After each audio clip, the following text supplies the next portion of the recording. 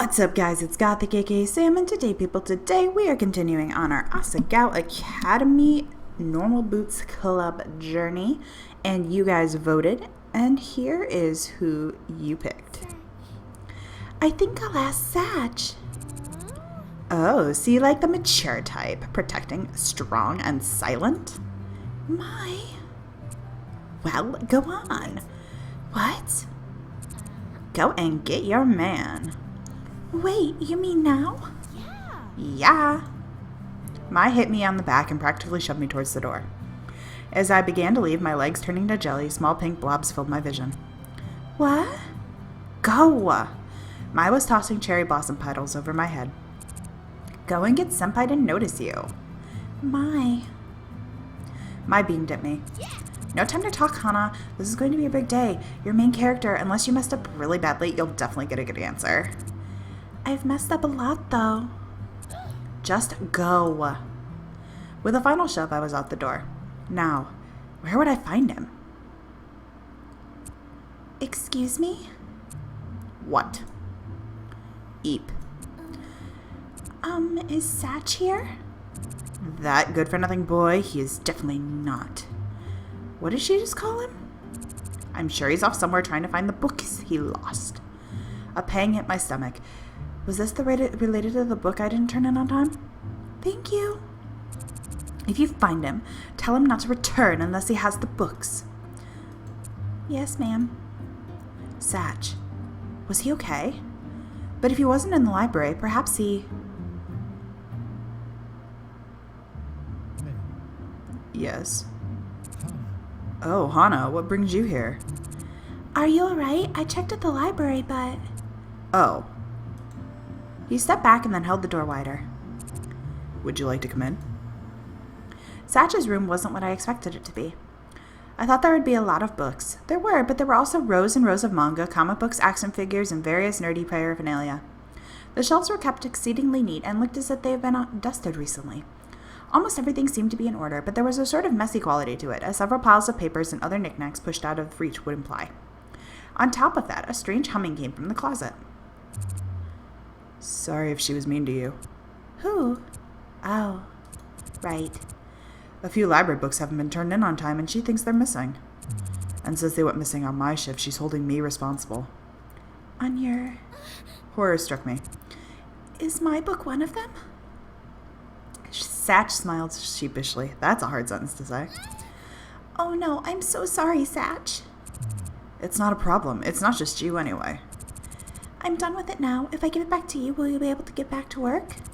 You don't need to worry about me, Hana. This happens every now and then. Although getting the book back would be helpful. Thank you. I'm so sorry. No, it's not your fault she's being a bit unreasonable. But... what were you looking for me for? Oh, right. How was I supposed to ask him to the flower festival now?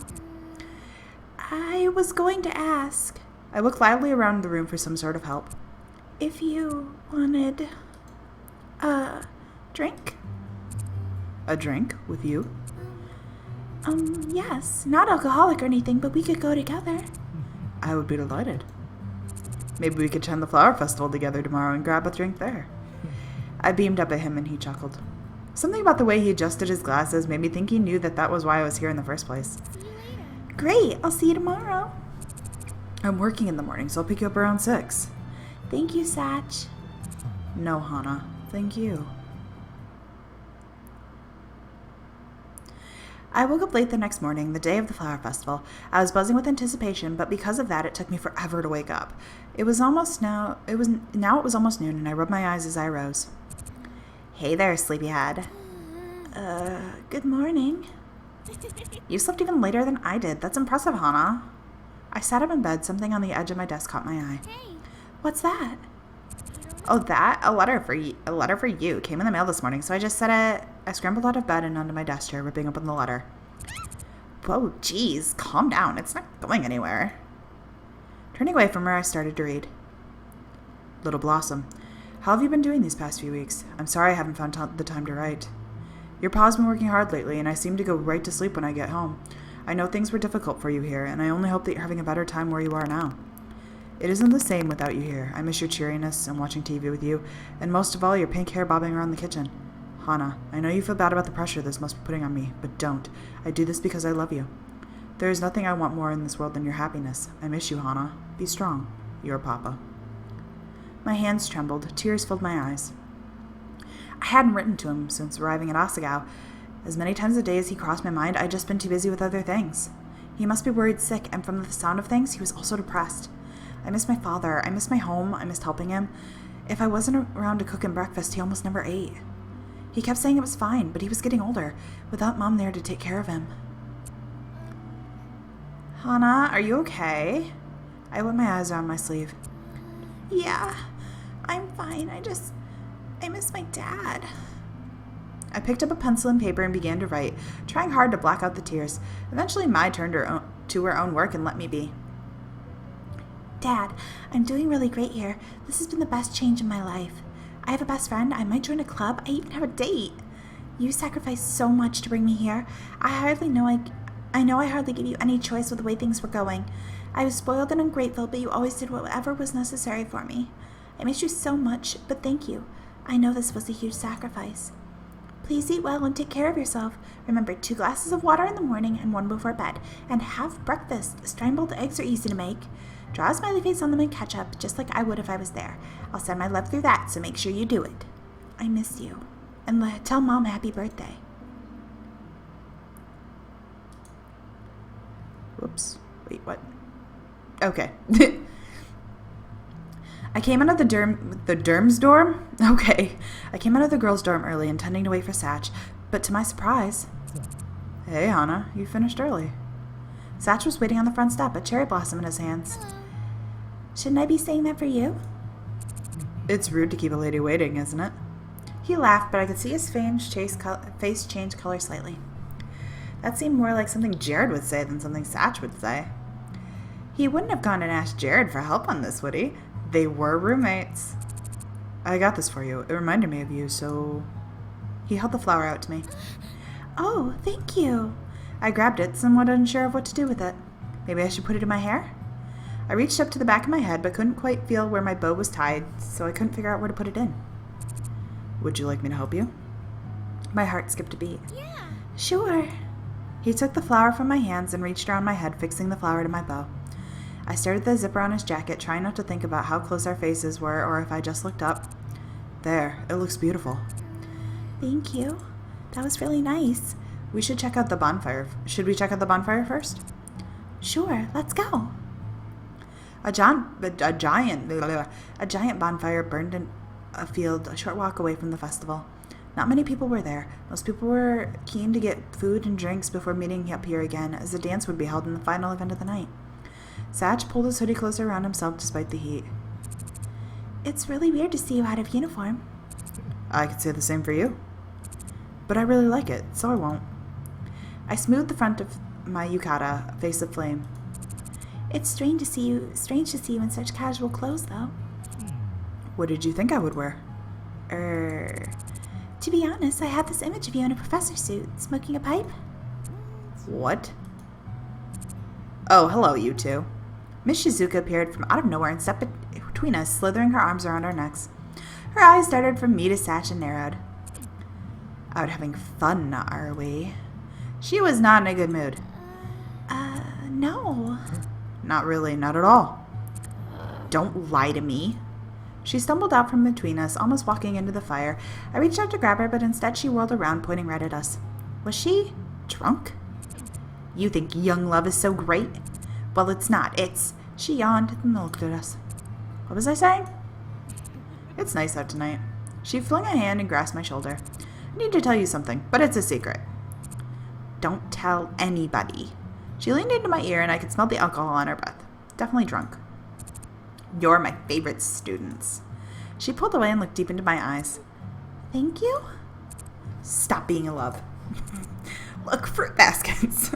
Okay, Miss Shizuka. Okay. What? She wobbled away from us, heading straight for the stalls.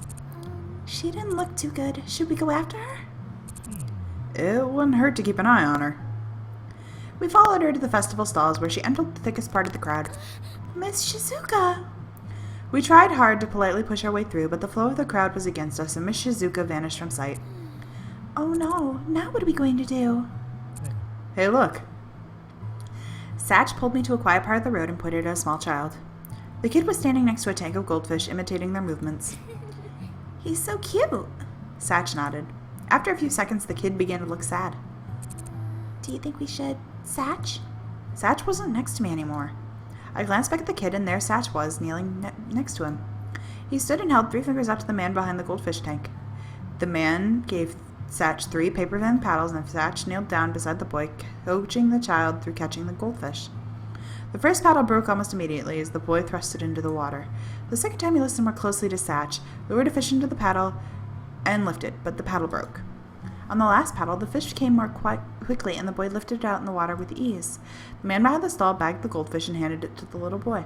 Satch made motions that suggested don't shake the bag. The boy hugged Satch around the middle and then was carefully off. Within seconds, he disappeared into the crowd.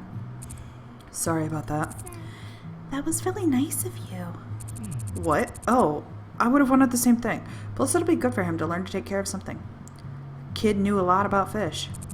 Maybe he'll grow up to be a marine biologist or something. You're really sweet. Am I? I'll take your word for it. My turn. I dashed to the side of the tank. The old man running it laughed as I traded my money for the paper paddles. I guess I'll have to help you too. Oh, it's so cute. Why don't you go for that little guy? He's so cute. Are you sure he'll want to come home with me though? Of course I'm sure. Anyone would be lucky to go home with you. Oh my god. Wink wink. Satchel. I didn't mean that the way it came out. Sure you didn't, Satch. Anyways, I guess I'll just have to... I dipped my paddle into the water, watching his bubbles formed over my skin. And I'll just wait for him to swim over to me. The fish came into my paddle, but when I lifted it up, he broke around him. No. You kept it underwater too long. That'll soften the paper and make it easier for it to break. Then how am I going to get it out? Give it another shot. Your technique is fine. As long as you can attract the fish, all will be well. Attract the fish? I closed my eyes and harnessed my energy. Attracting the fish. I will take good care of him. I will feed him and love him and hide him from anything that would try to harm him. Fishy, fishy, fishy, please sense my love. I'm sending it to you. I dipped my hand back into the water, sending out all the waves of goodwill I could muster. Now gently pull up. I did as Satch suggested and felt a slight weight on the paper as I pulled. Suddenly I heard the sound of splashing. My fish! I hurriedly tipped the wand into the bowl and sent the fish sliding in. The little black goldfish swam around the inside, cheerfully bumping against the sides. I did it! We did it! You did it. No, we did it. I resisted the urge to bump up and down until after I handed the bowl to the man at the booth who gave Satch the stink eye. I'm guessing you won't be allowed another round. It's all good. What are you going to name him? You should name him. I've never been able to catch him without your help. Let's name him Oscar. What? Why Oscar? I've always had a fondness for that name. Yeah. Oscar it is. The old man handed me the bag and a little pouch containing a small amount of fish food. I clutched both to my chest. I'll take good care of him. We can go to the pet store and find him a bowl, and I'll need to borrow a book about goldfish from the library. I didn't peg you for an animal lover.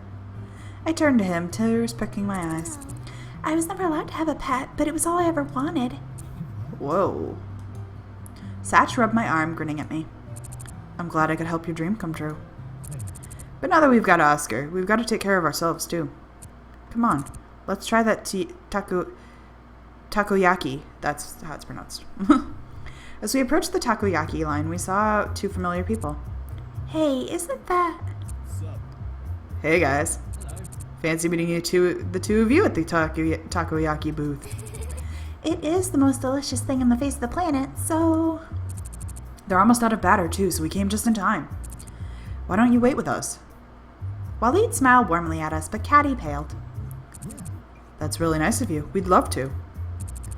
So how's the tournament prep going? well, I'm actually really happy with. Fine. Caddy stepped forward, darting a look at Waleed that made him shut up. We shouldn't be talking with them about this. Right. Smart. Caddy pulled Waleed towards him and whispered something in his ear. After a second, Waleed's eyes went wide. You what? Please be quiet. I guess that makes sense, but they're our friends. It wouldn't matter if we... Caddy furiously whispered something in Waleed's ear again. Sorry, I hit a string. Oh, that's smart. That's super smart. Please don't blab about this. Me? My lips are completely sealed. When have I ever blabbed about anything private? Aren't you the person who keeps tweeting out your game store codes? Point taken. So I think you both understand what I mean when I say that we should probably get going. Nothing personal, just tactics, all that. Yeah, tactics. Is that how you're gonna play it? That's fine, because we've got a secret weapon this year. Is it Hana? We know about Hana. Oh. This is exactly why we've got to keep things under wraps. Anyway, we'll be seeing you guys again soon. Let's have burgers sometime. Caddy pulled Waleed off into the night and we ordered our takoyaki. Red bean paste is the best. What? Apple cinnamon all the way. It's like a portable apple pie. Hanging with Satch was nice. It was fun. It was easy. It was, above all else, relaxing. He was warm, funny, and supremely kind-hearted. And sometimes it was difficult to follow what he was saying, especially when he got more into a more theoretical tangent. Layers of human identity. How is one to dissect which specific point in the trajectory of a single issue's overall scope, the point of insemination? But he was always engaging, always passionate. I wanted to spend more and more time with him, but... I should probably head back. I'm worried about Oscar. It's a little early, but... I know, I'm gonna miss the final dance, but I think the water temperature hasn't been stable, so I'm afraid. Satch nodded. You're right. Oscar's life is more important than the both of ours. We must make sacrifices for the ones we love, after all. Thank you so much for understanding. No problem, I'll walk you back. We were quiet as we headed through campus. Satch was deep in thought, and I felt worse and worse for leaving him before the festival was officially over. I'm sorry I'm leaving so early. Huh? Don't be. And he went back into a thoughtful silence. I wasn't sure what to do. It didn't seem like he was mad at me, so maybe it was better not to interrupt him. We finally made it to the front of the dorm, and Satch smiled. I wanted to show you something after the festival, but I think it's better that we put it off for a bit. If I wait, then I could put a bit more work into it, and then... Well, you'll see. I'm really pumped for it now. I'm going to work on it. Thank you so much for attending the festival with me. No problem. Anytime. I'd love to. Stupid. What a stupid thing to say. I'm really glad it was you I got to spend it with. You're very... Well then, I should go. He raised his arm slightly and hesitated, dancing between one foot and the other. Finally, he leaned down and hugged me. Well, I'll see you tomorrow.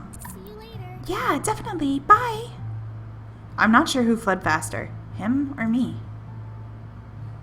When I got back to the dorm room, Mai wasn't around. I carefully set Oscar down and went about getting him up and settled in. Oscar, your daddy is a wonderful man. Did you know that? Oscar opened and closed his mouth. Don't give me that sass. In the distance, drums starting to beat, signaling the beginning of the festival dance. I got something better than a dance. I got Oscar. I smiled and set Oscar's bag in his makeshift bowl, giving the water temperatures a chance to equalize. A new pet, a new romance if I was lucky enough. What a great night. And that's going to be the end of this episode. Thank you guys so much for watching. If you like what you see, please leave that like, comment down below, and I will see you in the next episode. That will be on Tuesday. So I'll see you then. Bye!